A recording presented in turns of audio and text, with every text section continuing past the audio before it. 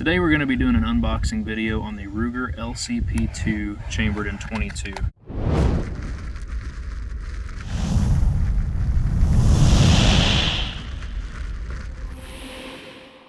This is going to be a possible new rental for our store and range. So this is what it looks like straight out of the box from Ruger. Has a nice little red chamber flag that comes with it. This guy comes with your standard lock that all handguns have to ship with nowadays. Comes with a cool little pocket holster too. We'll go over that more in a second. Also comes with a speed loader, so we'll see how well the speed loader works. So this is my first impressions. Literally just opened this box earlier. Comes with only one magazine. I think that's kind of a downside. In today's world of guns, they need to come with a minimum of 2, ideally 3. So you only get one 10-round magazine in the box with this guy. That's kind of a downside. Pretty easy to rack. They do call it the light rack, so that is, I would agree with that. That's a light rack slide. Comes with a manual thumb safety that's on the side. Little sticky to turn on, but not bad to turn off. And this is straight out of the box, guys. So this may take a little bit of break-in of, you know, just sitting at home doing this about 50 times to get it to loosen up a little bit.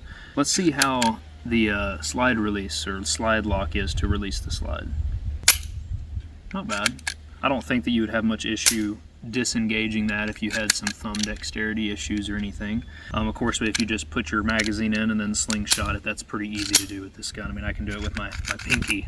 So definitely agree with the light rack slide portion of this. Of course, I can tell this is clear, guys. There's nothing in here. We have blacked out machine sights that are on top of this gun, so they are straight black. Long term, I would probably put either a white or orange nail polish on that front sight to kind of brighten it up a little bit. I did read through the manual, a couple pages of it. This gun is 100% safe to dry fire. So they say that there's no firing pin damage that can happen from dry firing this gun. So let's see what kind of dry fire how this feels. Can't do it, guys, because it has magazine disconnect safety. Magazine must be inserted in order for the trigger to pull. Not bad. I'm thinking around 5.5, 6 pounds. It's not the smoothest. Pushing through that wall is a little stiff though. Again, that's something that's going to wear out with time, you know, smooth out a little bit. Let's take a look at this pocket holster, see what it comes with, or see how it feels. You can insert it in there. I like this style of pocket holster because you can get a full grip on the pistol. It's not blocking anything, cannot see the trigger, can't get in there unless you really want to, and the safety is also exposed from the pocket holster. So if you're trying to draw this guy out of a pocket, you disengage, pull out of the pocket, or I recommend pulling it out of the pocket, then disengaging the safety. But let's go over the ammo we're going to be shooting today, and then I am going to load one magazine with the mag loader just to see how useful this is. I've got like 8 different types over here. I've got some CCI mini mags, kind of a gold standard. I've got some CCI stingers. I have some quiet semi-autos. I really don't think this gun's going to cycle those, but we're going to try it anyway and see. I'm going to start with stuff I think it's going to cycle and then go down to the lower velocity ammo from there. I've got some Winchester 1435 feet per second stuff, some CCI standards. These are really good quality ammunition here. This is some Federal 40 count boxes of 38 grain hollow points. Really good stuff.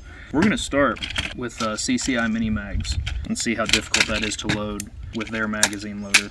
These little ears right here are very sharp. I just noticed that. So right here on the edges, they're kind of sharp, so I see why they give you the loader so you don't have to cut your thumb open with it. I mean, I haven't cut my thumb, but it definitely, you can feel it kind of picking at you a little bit. Let's see how easy their loader is to use. So this is kind of similar to a Glock loader. It's not like a Lula loader or anything, but just one round at a time. That's pretty usable. I like that. Next cut, we will shoot this thing. Alright, so the very first shots out of the Ruger LCP II 22 light rack are going to be some CCI mini mags. These are 36 grain hollow points. We're going to see how it shoots.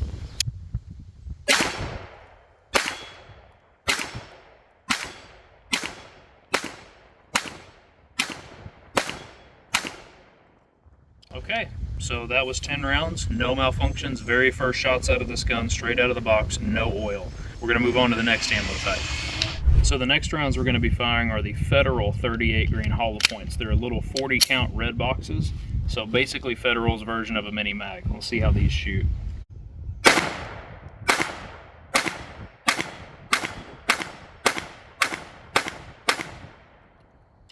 Flawless.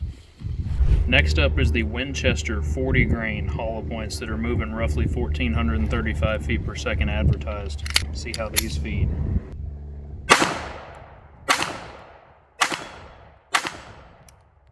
Oh, okay. Got a click. I'm assuming it's a light primer strike. I'm gonna give it a second. All right, locked the gun open. Let's take this out. I don't know how well the camera's gonna pick that up, but it looks like we have a stuck case that's inside. That could be a spent one, or it could be live that just didn't fire. And rack this a few times. Oh, there it goes. Came out the second time. So that was a light primer strike that didn't go off. So it picked up the round and it just clicked on it. So I did cycle it the first time and the extractor didn't pick it up. So that's the first issue we've had so far. That's with Winchester ammo. I have had issues out of this ammo before in other guns. Same issue again. Okay, so that one there, it tried to extract the case and it didn't get enough oomph to do so. That was a spent casing. Got 2 shots left. See what it does. Okay, locked open on those, so 2 issues out of 10 rounds. Probably not going to run that ammo anymore. That was the Winchester 1,400 feet per second 40 grain hollow points. That's what it looks like, guys. So it wasn't necessarily a feeding issue. I think it was just, you know, maybe less quality primer on the end of this or something. But we're going to try out the other ammo types and see what happens. All right, so next up is the CCI Stingers. This is a 32 grain projectile that's advertised at 1,640 feet per second. This is kind of like the renowned self-defense round for 22 LR handguns. We're going to see how these function.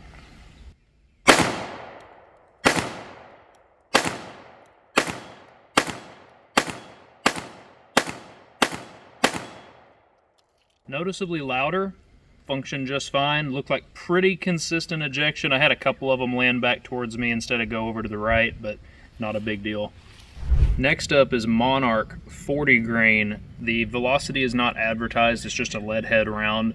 This stuff's like $3 a box at your local academy. This is subsonic ammunition. Ruger advertises and recommends to use high velocity stuff, but of course we're going to try some subsonic and see how it functions. I don't have high hopes for this and the next two, but we got to test it to see what happens.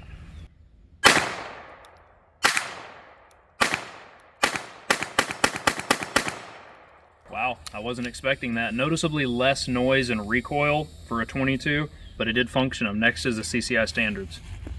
Alright guys, this is our second to last ammo. This is the CCI Standard Velocity, advertised at 1070, 40 grain lead projectile. Should perform the same as that Monarch stuff we just tried.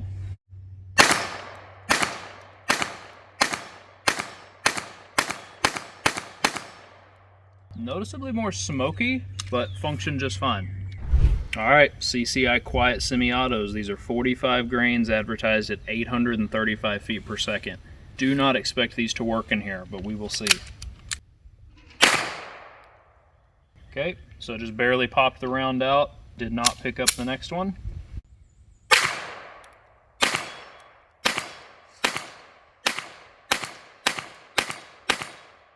Wow, I'm amazed by that. So the magazine tension with all 9 of those other rounds on top of it is why that one didn't cycle. But the fact that it cycled 9 out of 10 reliably with CCI Quiet Semi-Autos is very impressive.